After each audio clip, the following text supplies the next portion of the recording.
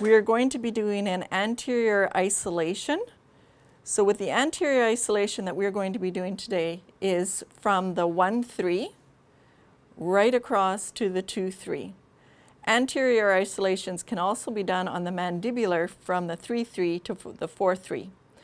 The first thing that you want to do is you want to check the contacts to make sure that you are going to actually be able to get the dam through these teeth before you apply it. So take and check the contacts with your floss and make sure that you can actually get through the contacts. The next thing that you want to do is, for the patient's sake, if they would like, you can give them a little bit of Vaseline and they can Vaseline their lips, because with this procedure sometimes those lips get quite dry. Then you're going to want to punch the dental dam for the maxillary arch. And your dam would look like so. And if need be, you can lubricate the underside of the dental dam with KY jelly, and it will help the dam to get interproximally easier. Now the next following steps can be done a number of ways, and you can put the dam on by either starting at the cuspid and working across to the other cuspid, or starting with the centrals and working back. It's entirely up to your choice as to what you would like to do. For this demo, I'm going to actually start with the cuspid, the 1-3, and I'm going to ease my dam in between the teeth.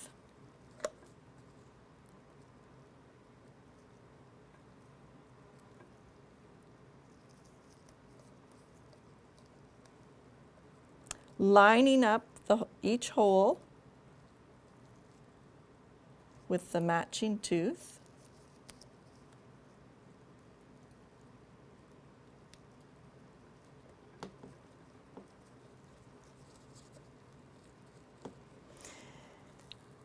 Now sometimes you have to put a stabilizing material on the distal of your cuspids, and what can be used is you can use dental floss, you can use wedges, or you can even cut a corner of the dam and put a piece of the dam at the distal.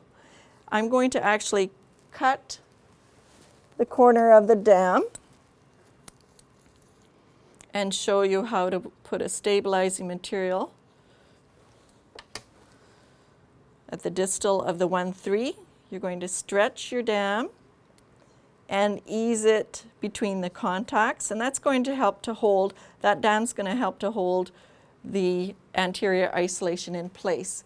Another system that can be done is you can place floss, a double thickness of your floss,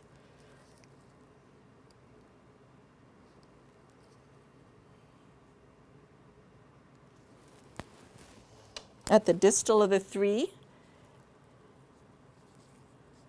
and just trim off the excess with your scissors.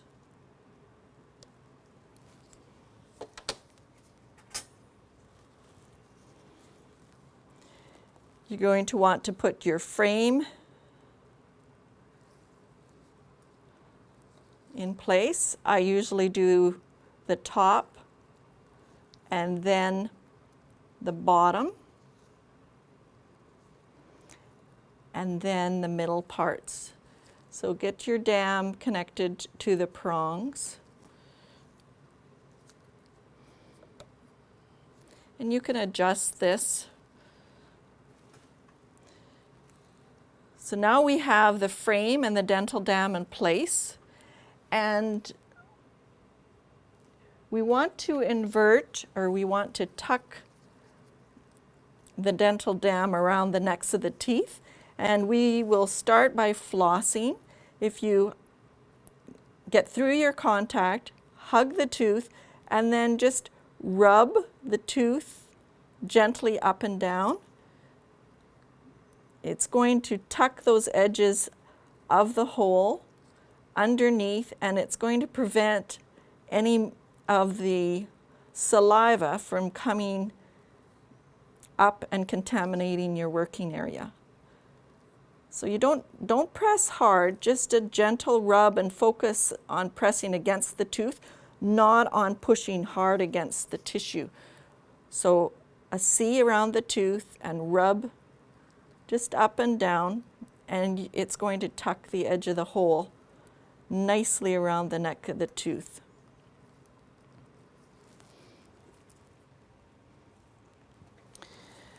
You want to take a look in your mirror and make sure that everything's tucked nicely, inverted nicely. If there's any areas that aren't inverted, you will fulcrum with your inverter and taking the rounded end, not the ball end, but the flat rounded end. What you're going to do is place it perpendicular to the tooth, like so, and just trace the edge of the holes like this. If at any time there is an area that gives you some problems, you can use air as well as inverting your inverter.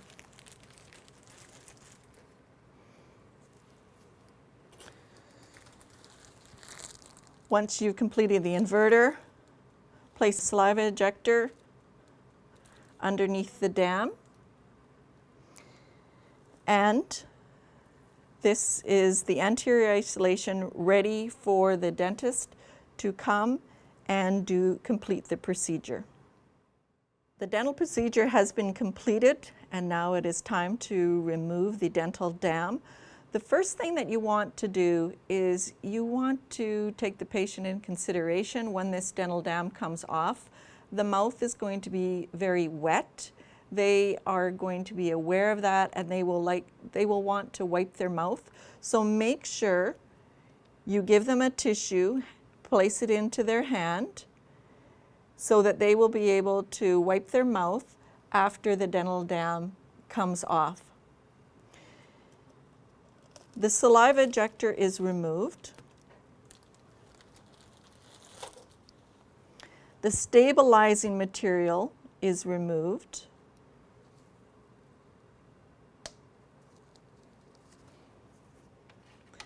The septum dam, so that's the dam between the teeth, you are going to want to cut that before you remove the dental dam. And in order to do that, slide your finger underneath their lip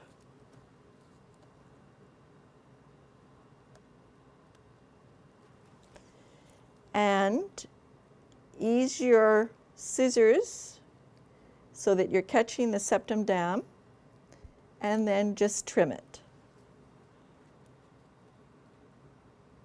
You can see my glove.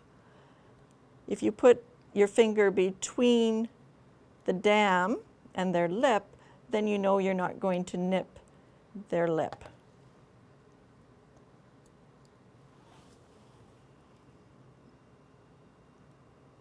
And you can see how we're doing this from the vestibular surface. We're cutting the septum dam.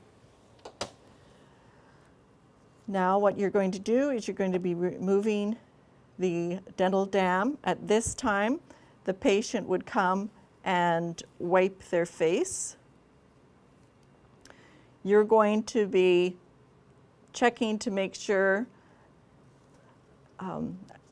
at the counter, what you would do is you're going to remove the dam from the frame, and you're going to be checking to make sure that the pieces all go into place. I'm just doing this in front of the patient's mouth for the purposes of this videotape, but you would do this back on the counter.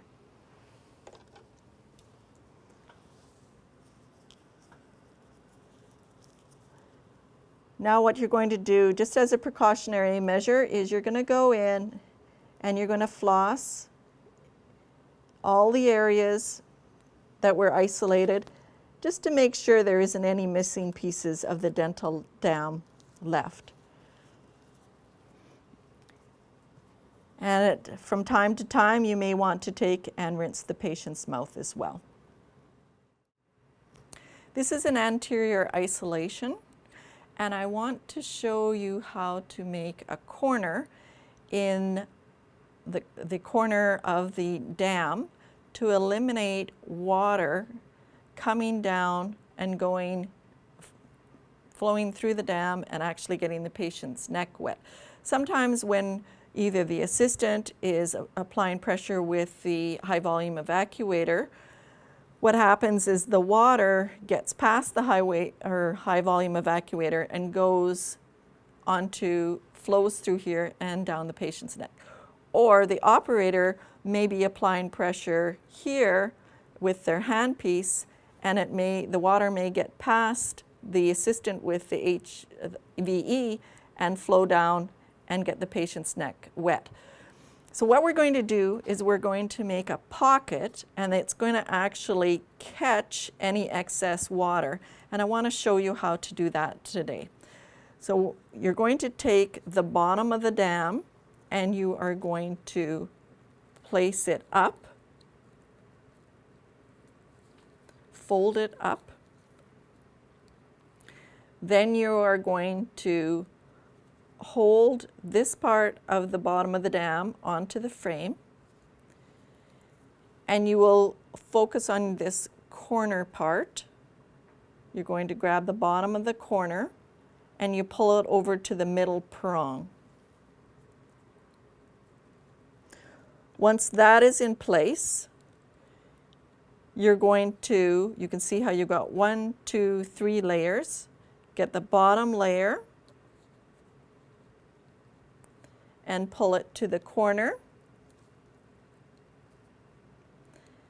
and attach it to the prong, the corner prong. And you can see that you've made yourself a little pocket, so any excess water from either the handpiece or the 3-ray syringe will get caught here, and it's not going to get the patient's neck wet. And as it gets caught there, then it gives the dental assistant a couple of seconds to actually retrieve it before it builds up too much. But this is a corner pocket on an anterior isolation, and you usually just have to make corner pockets on anterior isolations. The posterior isolations, it doesn't seem to be a problem. The water flows more so to the back of the mouth, and the assistant is able to get it at the posterior. You can place this pocket either on this side or this side, whichever side the water is flowing, the excess water is flowing down and getting the patient's neck and clothes wet.